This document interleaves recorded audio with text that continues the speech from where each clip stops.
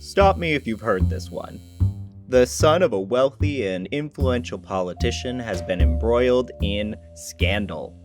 A federal investigation has been launched, and there's currently question of whether he's abused his position and political influence for his own gain. There are also rumors that all of this played into a lifestyle of hard drugs and paying women for sex. It's a modern Larry Craig, and yet only one side seems interested in even discussing it. Every day there are new accusations of hypocrisy, censorship, and of course, fake news. So let's talk about Matt Gaetz. If your dad's rich, you can do whatever you like. 'Cause if your dad's rich, you can get whatever you like. 'Cause if your dad's rich, you can go wherever you like. 'Cause if your dad's rich, you ain't gotta work for a living. You may have seen a whole lot of interesting stuff in the news lately, but before I can get into any of that, I've got to take you all the way back to 2010. 2010, when Twilight Mania had just reached its peak and the Billboard Top 10 looked like this.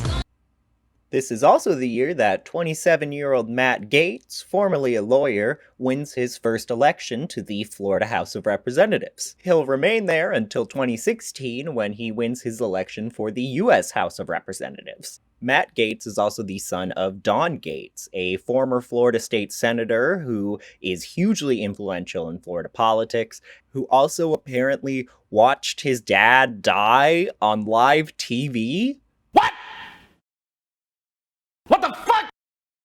Matt Gaetz very quickly makes a name for himself as one of a handful of extremely pro-Trump Republicans, and he'll spend the next 4 years supporting the president, not just on TV appearances, but also by attempting to impede the impeachment investigation. It's actually at one of these pro-Trump events that he initially meets Joel Greenberg, a Seminole County tax collector and someone who's going to be very important to our story in a few years. But let's focus on Matt Gaetz for right now. In 2018, he wins his re-election campaign, and in March of 2020, he goes on to Tucker Carlson's show to spread the conspiracy theory that COVID is actually a bioweapon manufactured in China using US grant money.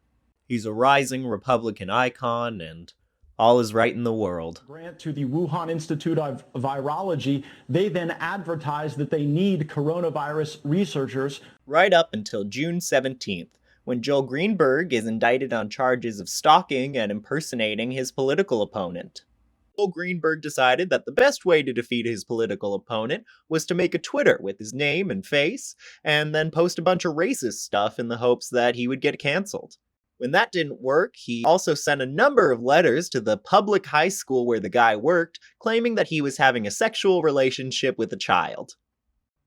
This indictment, as well as the resulting investigation, would lead to an additional 33 charges being placed against Greenberg. Here's some of the best ones I found. He also spent $90,000 in taxpayer funds to build a crypto mining rig in his office that immediately overloaded the electrical breakers and then set the building on fire. But the only charge we're concerned with is this one. It turns out that while they were investigating Greenberg's finances, agents discovered that he and Gaetz were not only good friends in real life, but on Venmo as well. What were previously public Venmo transactions, you could see Gaetz paying hundreds of dollars to Greenberg, sometimes with specific instructions about which girl to contact, and Greenberg would then send the money to the girls. According to the charges, Greenberg could have been doing this with as many as 40 different girls at the time, and according to a written confession Greenberg sent to Roger Stone, one of those girls was 17. FBI, open up! Now you might be wondering, why would Greenberg write out a confession to a crime he's currently being investigated for, and then send it to a close personal friend of the president? Because Roger Stone was selling pardons. And this is where things get a little bit more interesting. On November 20th, 2020, Roger Stone received a written confession from Greenberg, alleging that in 2017, he and Gaetz both engaged in sex with a girl who was 17 years old in exchange for gifts and money. What follows from there are multiple rounds of texts between Stone and Greenberg, discussing the details of his case and their progress on securing him a pardon. They also both seem to be in agreement about the price. And that brings us to our trivia question. How much do you think it costs to receive a presidential pardon for any crime you've committed?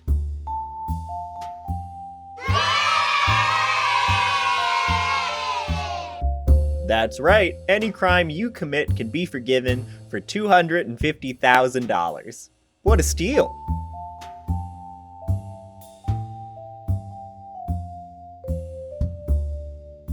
And while I have not had any communication with MG, he absolutely has to know that the sex charge they hit me with would be what they would hit him with. All he has to do is explain to POTUS the situation and his exposure, and it would be very easy to do. MG is like a son to POTUS. MG is like a brother to me. Honestly, I would have thought MG would have reached out to me, or tried via a third party. You need to stress to him the severity of all this.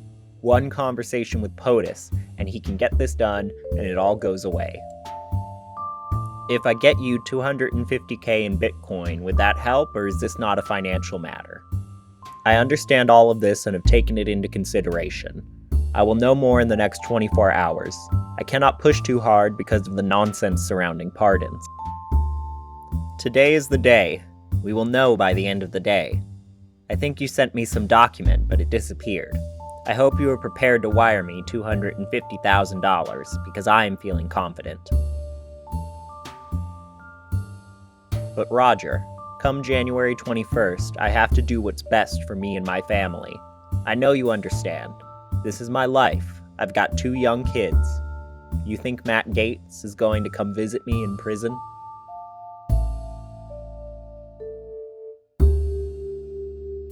While Greenberg's name appeared on multiple lists of possible pardons for the president to consider, it was ultimately, at least according to Stone, White House counsel Pat Cipollone who decided to remove his name from the final list, thus denying Greenberg his pardon. Since these messages became public, Stone has publicly denied any wrongdoing and also claims that he has never received any money for pardon requests. He claims he told Greenberg to be prepared to wire $250,000 to a good attorney for his legal fees.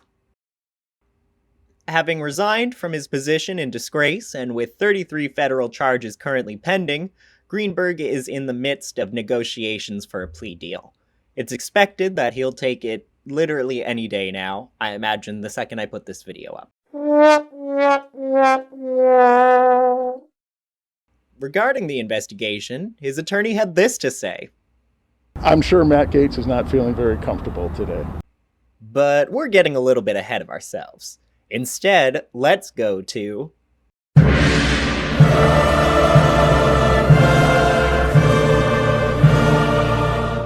Times ran a story saying that Florida Congressman Matt Gaetz is under federal investigation.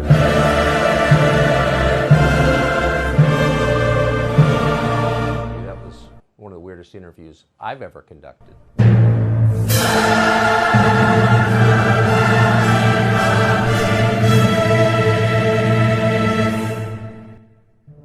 The New York Times publishes an article revealing that the Department of Justice is currently investigating Gaetz and Greenberg for breaking federal sex trafficking laws by paying for a minor to fly out and have sex with the both of them. Now, if you're Matt Gaetz, what do? A. Contact your lawyer. B. Lay low for a little while and hope that media interest dies down. Or C. Go on national news the very night the article was published and try to defend yourself. And what follows next is something amazing. The New York Times is running a story that I have traveled with a 17-year-old woman. What is the basis of that investigation? What is the allegation? Is that really not very clear from these news stories? Yeah, again, I only know what I've read in the New York Times. I can say that actually you and I went to dinner about 2 years ago. Your wife was there, and I brought a friend of mine. You'll remember her. So they're saying there is a 17-year-old girl who you had a relationship with. Is that true? Like, who are they? Who is this girl? What are they talking about in the New York Times? the person doesn't exist. Providing for flights and hotel rooms for people that you're dating who are of legal age is not a crime.